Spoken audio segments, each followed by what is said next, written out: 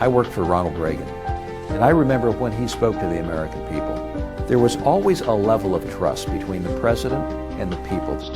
And the one thing this nation needs desperately today is heightened trust. And Herman Cain is a proven CEO.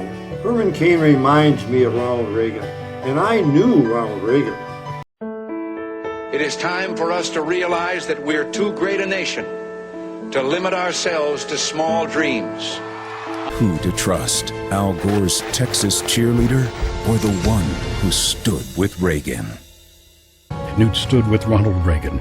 I'm a lot like Ronald Reagan. You know, the elite media is not going to give me a break. Reagan had this happen to him over and over again. At this point in 1979, he was 30 points behind Jimmy Carter. After 4 years of Jimmy Carter's failed policies, America needed a Ronald Reagan.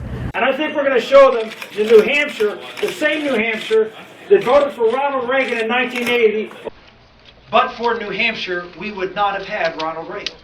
The establishment called him extreme and unelectable. They said he was the wrong man for the job.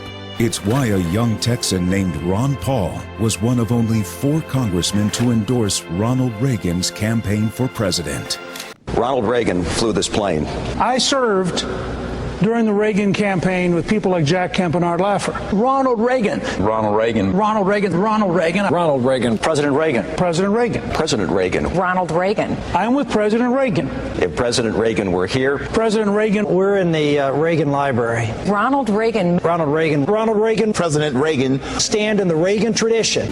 The principles that Ronald Reagan espoused are as true today as they were when he spoke them. There you go again.